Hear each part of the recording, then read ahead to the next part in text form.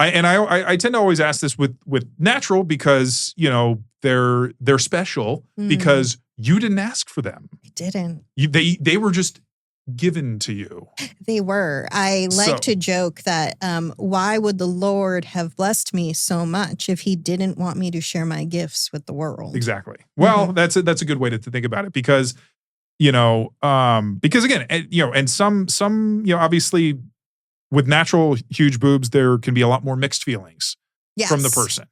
You know, I grew up with Dolly Parton as my big boob icon, watching the movies, listening to the music. I grew up in the 80s. That was Dolly's, like, you know, prime. And I just always kind of followed the way she dealt with men. Like, she would have interviews and men would make jokes and comment, and she would just lean right into those jokes and give it right back. And so I always adopted that sense of humor. So when dealing with this kind of thing, because I mean, God, trying to have boobs in like a corporate environment, I mean, I would cover up as much as I could, but at the end of the day, it's like somebody would awkwardly accidentally boob graze me. And then I'd be like, because they'd be mortified. They'd be like, uh-oh. I just touched your boob. I'm so sorry. And I'm like, it's fine. It's really okay. So it's like, you just got to have a sense of humor about it. I mean, and to be fair, a lot of female wrestlers do have huge boobs. Yeah. I mean, but they're almost all going to be, you know, enhanced. They're not real. A lot of them are enhanced. Yes. That's a great way to say it. So for you, you know, when did they start to grow?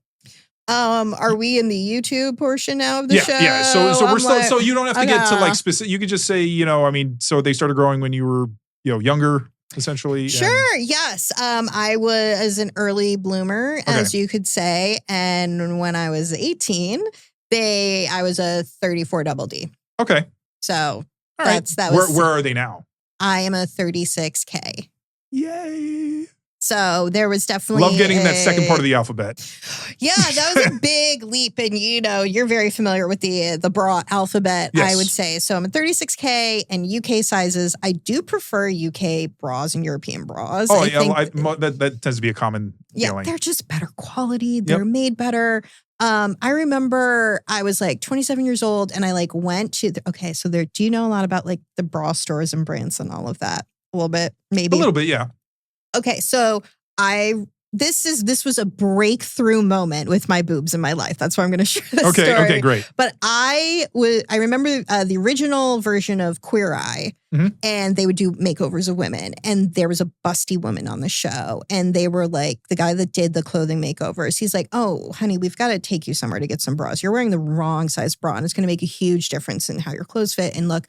Took her to the store in New York City, and I lived in New York City at the time. Linda the bra lady on the Upper East Side, and you go in and you show Linda and her ladies your girls and everything, and they analyze you based on shape, size, like build, everything, and then they just bring you what they think you should wear.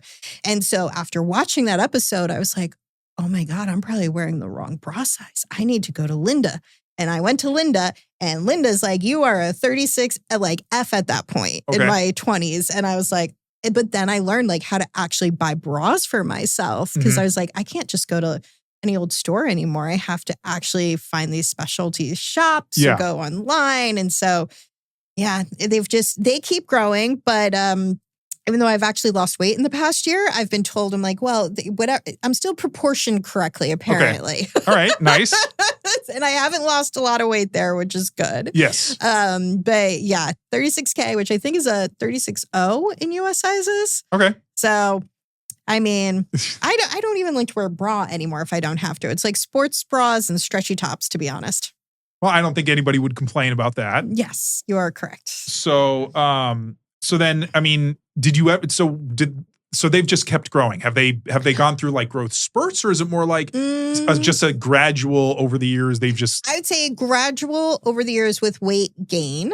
Okay. And then when I did go through phases of losing weight, I'd lose a little bit of weight, but I didn't lose a lot. Like that's the common thing that happens to a lot of women is you lose weight and then, your boobs are gone. Nope. I've never had that problem. Yeah. I have a long family history of busty women on both sides of my family. So genetically, you were set up for success. Yes, exactly. Okay. Very much so.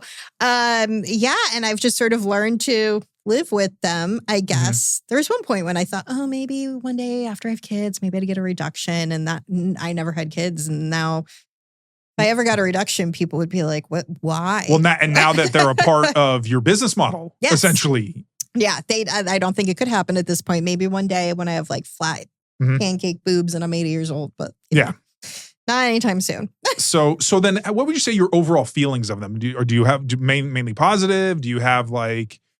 I've generally had positive feelings towards my boobs. I definitely think there was the positive impact from doing OnlyFans and getting, you know, on social media and everything is that I really learned to embrace my body more. Yeah. And to accept my body in a way that I hadn't before. You know, I very much tried to cover them up and tried to be conservative and, you know, look a certain way. Yeah. And then I was just like, oh my God, this is like an amazing kind of sort of revelation, I guess I will call it, just in terms of like, no, I'm going to show them off. I've been covering them up my entire life. And I'm almost 40 and like now we're just going to start showing them off, I guess. And now at this point, I'm like, no, I'm not going to try to cover them. I mean, listen, I'm not going to like, you know, the local Target, like with them hanging out. But I'm dressing for comfort and what makes me happy now versus what other people expect from me. And if you don't like them, then like, what are you doing talking to me? True. And I think, I mean, but now we live in a world where, you know, people don't have to like, you know, because you make your own stuff and people can just go directly to your content. It's not like they have to, you know, if you were on a bigger site or on a professional site and they were like, oh, well, I don't want this type of model. I only want this type of model. Right. Whereas like, no, you make your own and you get the fans that you have and that's fine. Right. The thing that was always challenging was people were like, oh, you're a BBW. And I'm like, I didn't even know what that term meant before getting into this. And then I was like, am I a BBW or do I just have big boobs? Yeah. Well, no, you're a BBBW. BBBW? Big, beautiful, busty woman. Thank you. I like that. We should just make that the new term that's applied to a lot of people. And I think a lot of women shaped like me feel the same way. They're like, I'm just kind of chubby with big titties. Like, does that really make me? I mean, And there is argument over the term, which I understand. But I mean, obviously, I think in the context of where you are, you would fit in the BBW category because it tends to be pretty broad. Yes, it is very, very broad. But that was one of those things where I was like, I don't even know what that means. Is that me? And then I just kind of had to learn to embrace it and be like, okay, that's what category I get put into. Yeah. But again, when you talk to boob guys, they view things differently.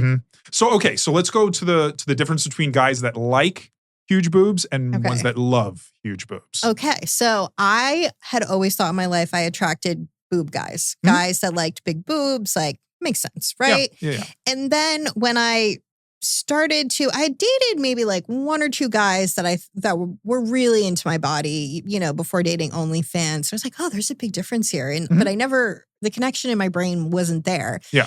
Till I started getting on the internet and showing them off. And I was like, oh, these guys love huge boobs. Like there is a passion there and like an obsession. Yes, an obsession and a need, like a just like it's like human nature. It's a basal instinct in them.